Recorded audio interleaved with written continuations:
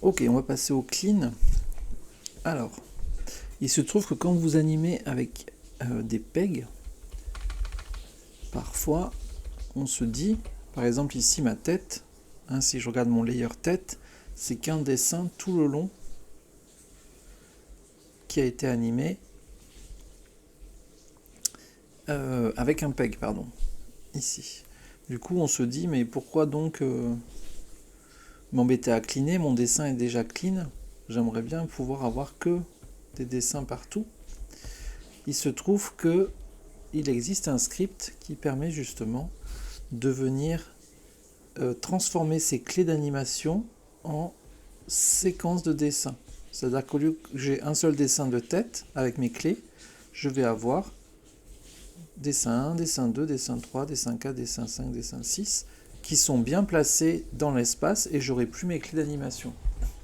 Ce script, on le doit à Ueda. Son site internet c'est raindropmoment.com. Vous avez dans l'onglet Harmony Script, et là vous avez différents types de scripts. Alors le site date un peu, vous voyez 2013, 2011, etc. 2022 si ça va. Certains sont maintenant intégrés dans Toon Boom. Et celui qui nous intéresse c'est celui-ci, le Bake Parent Drawing. Vous avez un petit gif qui vous explique. Donc là vous voyez il y a un personnage qui se déplace grâce à 2 interpolations. Et en cliquant sur le petit Bake, ça devient une séquence d'images. Donc on va venir télécharger ici le script. Je vous le mettrai à côté des fichiers de tuto. Voilà. Alors comment installer un script? Je vais vous montrer. Alors peut-être si ça se trouve, j'ai peut-être déjà moi en plus. Donc on va voir. Je vais mettre ici. Il faut aller dans la fenêtre Script Editor. Dans cette fenêtre, ici, on retrouve toute une liste de scripts qui sont déjà installés. Vous pouvez aussi, en cliquant sur le petit F, New Script, en créer un. Et vous taperez, vous voyez ici, votre script. C'est du JavaScript, en fait. Pour en importer, il faut cliquer sur le petit F ici, avec la flèche qui vient vers le haut. Vous voyez, quand je surligne, il y a écrit Import Script. Téléchargement. Avant, il faut quand même le dézipper. Le voici. Et je prends le point .js, qui est le point JavaScript. Là, il me demande si je veux sauver le script, soit que pour le fichier, donc il sera actif que dans le fichier, soit user. Dans ces cas-là, il est sauvegardé sur votre session Windows.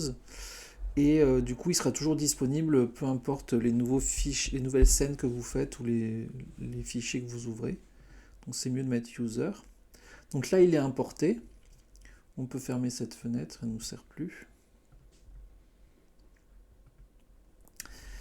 Et ensuite, du coup, je vais venir faire un petit clic droit ici dans la zone grise et je vais aller chercher Scripting. Ça me fait apparaître encore ce F, là, vous voyez. Il y a écrit Manage Script. Je vais cliquer dessus. Là, je retrouve toute la liste des scripts qui existent, dont le ANM Bake Parent to Drawing. Donc, c'est celui que j'ai besoin. Je le sélectionne. Ici, je le sélectionne une deuxième fois. Là, je peux lui ajouter un icône. Donc, il se trouve que dans le dossier que j'ai téléchargé, il y avait déjà un icône de prévu. Sinon, vous pouvez le faire. Je le sélectionne bien ici et j'appuie sur la flèche pour le passer à droite. Vous voyez In Toolbar, ça va être ici la toolbar.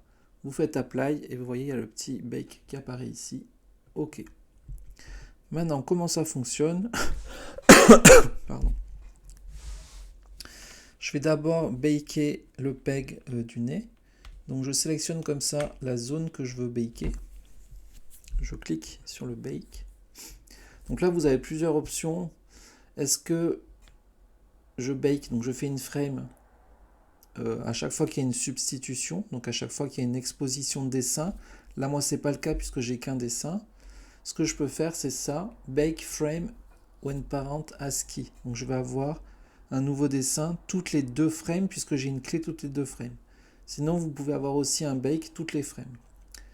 Là, il demande quelle est la zone qu'on veut baker. Donc là, de 20 à 60, puisque j'ai sélectionné avant, c'est très bien.